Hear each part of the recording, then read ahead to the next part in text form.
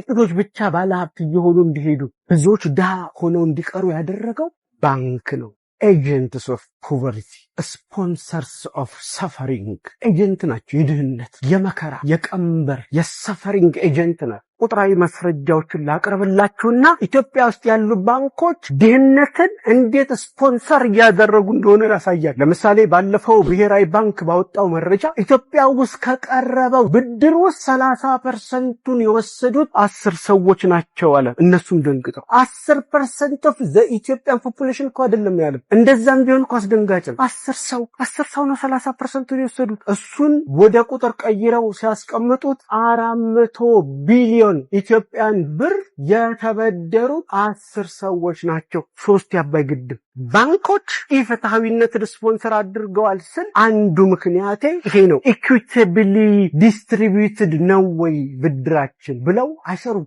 አዋጭ ሆኖ ካገኙት 10 ሰውን ሲያበድሩ ሊኖሩ ይችላል። ሰው ሐሳቡን የተቆጣጠረ ቀን ሰርከምስታንሱ፣ ሲቹዌሽኑ፣ ህይወቱ፣ ትዳሩ፣ ቢዝነሱ መቆጣጠር ይችላል። ሐሳብ is the master key for success። ብዙ ሰው ስለ ሐሳብ ትምህርት ስናወራ ስኬታማ የምትሆነው በሐሳብክ ነው። if you are able to control your thought you can control your action ስንል ወይም ደግሞ man is the master weaver of his destiny through his thought። ሰው የህይወቱ ሸማኔ ነው፣ መዘወሪያው ደግሞ ሐሳብ ነው ስንል ኢግኖር ያደርጋል። ለምንድን ነው? ሐሳብ ቀላል ስለሚመስለው እኮ። ባይ ዘ ዌይ ሐሳብ ላይ መስራት በጣም ቀላል ጉዳይ አይደለም፣ ኮምፕሊኬትድ ነው። ሐሳባችሁን መቀየር። ይሁዳ ክርስቶስን ሲሸጥ አክሽን ነው። ኦርኬስትሬተሩ ማን ነው?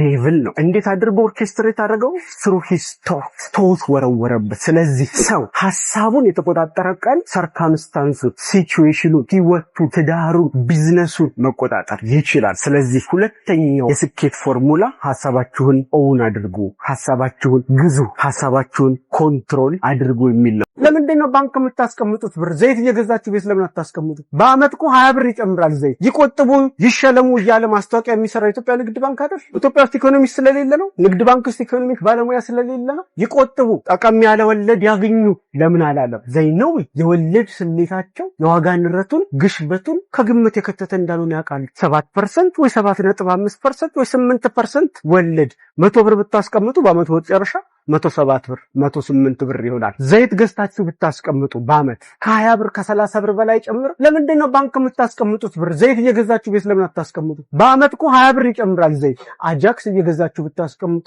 ከ7 ብር በላይ ይጨምራል። ስለዚህ ባንኮቹ ያውቃሉ። ይቆጥቡ፣ ጠቀም ያለ ወለድ ያገኙ አይሉም፣ ሊሉምም አይችሉም። ስለዚህ ይቆጥቡ፣ ይሸለሙ ይላሉ። ሽልማቱ ደግሞ ያስታውቃል። አይታችሁታል? ስልክ፣ ቴሌቪዥን፣ ባጃጅ ማንን ለማማለል ነው? እነኚህ እንዲዎች ምስኪኖቹ እንጂ አሁን እውነት የወርቁ አይተነው ልጅ ወይ የበላይነህ ክንዴ ልጅን በላይነህ ክንዴ የቴሌቪዥን ማስታወቂያ አይቶ ይቆጥቡ ይሸለሙ 18ኛው መርሃ ግብር ምናምን ሲል ንግድ ባንክ በይ ወጋገን ያለውን 100 ሚሊዮን አውጪና ንግድ ባንክ አስገቢው ይሄ ቴሌቪዥን እንዳያመልጠን ይላል። ይሄ ቴሌቪዥን እነማንን ነው የሚያማልለው? ድሆችን ነው። አስተማሪዎችን፣ ዶክተሮችን፣ ነርሶችን፣ ኢንጂነሮችን፣ ተቀጥረው የሚሰሩትን፣ ሊስትሮችን